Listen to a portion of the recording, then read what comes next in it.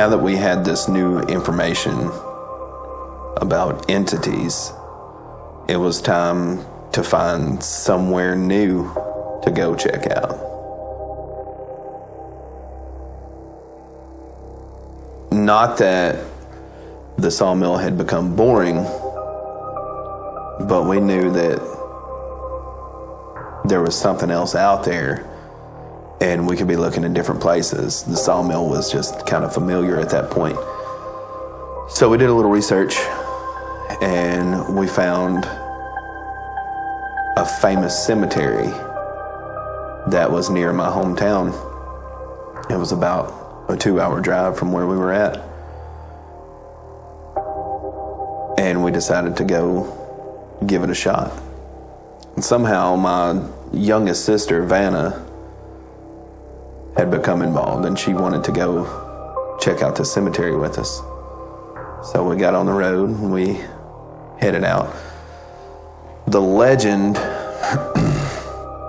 with this cemetery is there's a statue in there of this angel that's looking down, and supposedly the angel statue will cry. We never saw it. We never saw it cry. We did see it move. No crying, but it did move. Another legend was that nearby there was a house where a witch lived. And there's a path that leads, if you leave the cemetery and go down the hill a little bit, there's an arch. And if you walk through that, you go to the bottom of the hill, and up in the woods is where the house used to be. It's not there anymore.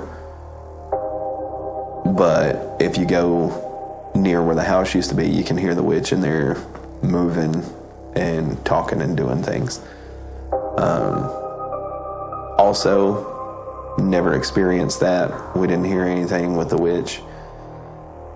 Another part of the legend is if you came through the arch going down there, you had to go back through the arch or else the witch would follow you. We tried that and that didn't work either. But when we were walking back to the cemetery portion of it, Justin said, "Did you see that?" And with him saying that, I knew something was crazy because of our code. And I told him I didn't see anything. And he said, right there by that bush, there was a huge dog. And I was about to mention it, and that dog stood up and ran away so fast.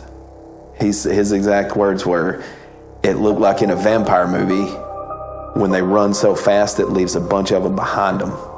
It leaves a trail of them. I didn't see it, so I couldn't comment on it, but it was in my brain, and I trusted him. We'd seen a lot of stuff. So I started looking. We started walking around the cemetery, and it's a pretty big cemetery. We were walking around, and there's like a separate adjoined cemetery on the side that's fenced different, like you have to go through another gate to get to this other cemetery.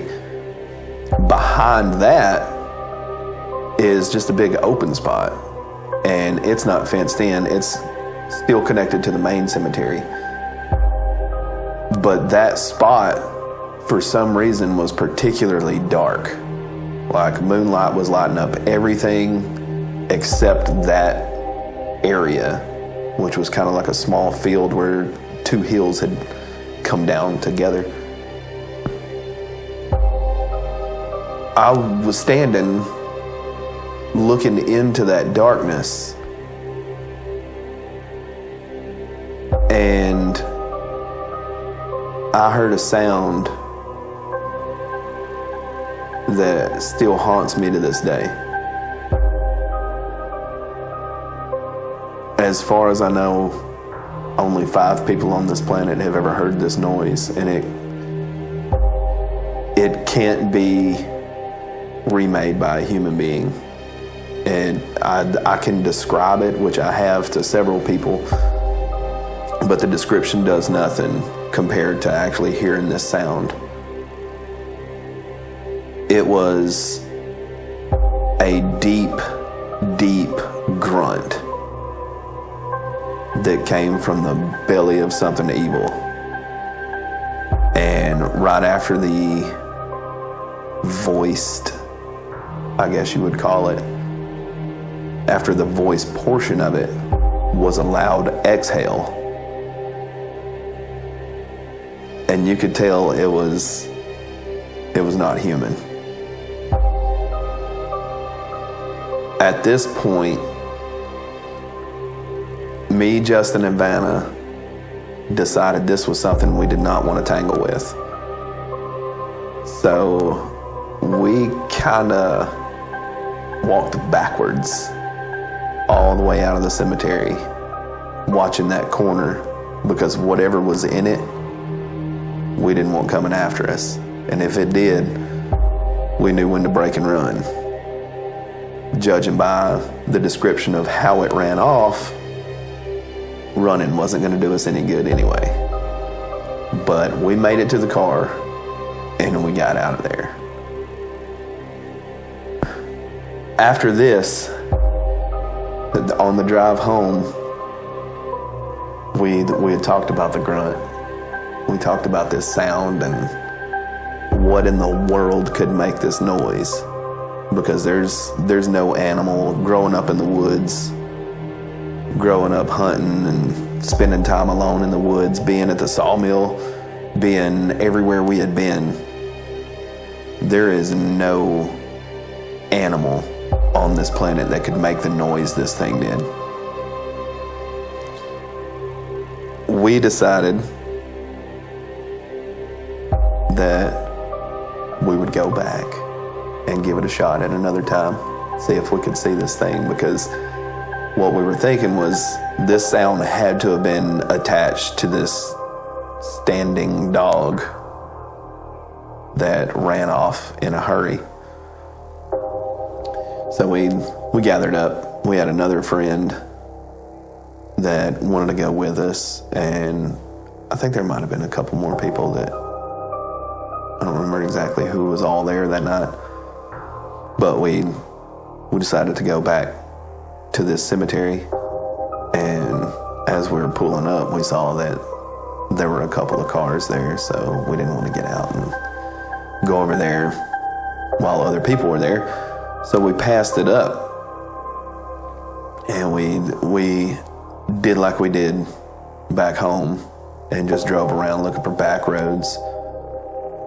And we saw this building, and it was a really neat building. We wanted to check it out. You could tell it was abandoned, but it didn't look like it had been abandoned long.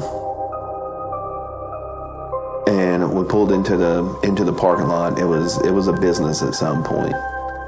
We pulled into the parking lot. We pulled around, and there were some glass doors, like double glass doors. And a couple of us got out and walked up to the door, and I was standing at the door looking inside, and just to my left there was a counter that ran all the way out, like halfway across the big giant open lobby looking thing. On the wall opposite of this counter, there was maybe a security system or something. There was a light on it, and that's what caught my eye. Well, I was looking around in that area, and then I looked back toward the counter, and I looked at the end of the counter, and there was a kid standing there, like a 4-year-old kid standing at the end of the counter, waving at me. And it freaked me out. I took off running. Tim was one of the friends that was there. He took off running. He was with me at the door. He took off running. We got back in the truck and we were screaming, "Go, go, go, go." We left, and I was explaining to Justin what we had seen. And he said he wanted to go back. He wanted to see this. So we turned around. We went back. We pulled back up into the parking lot.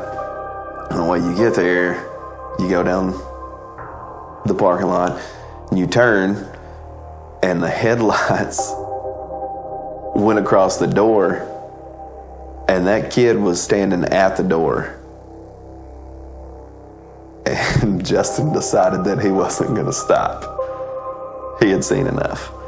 So we got on out of there.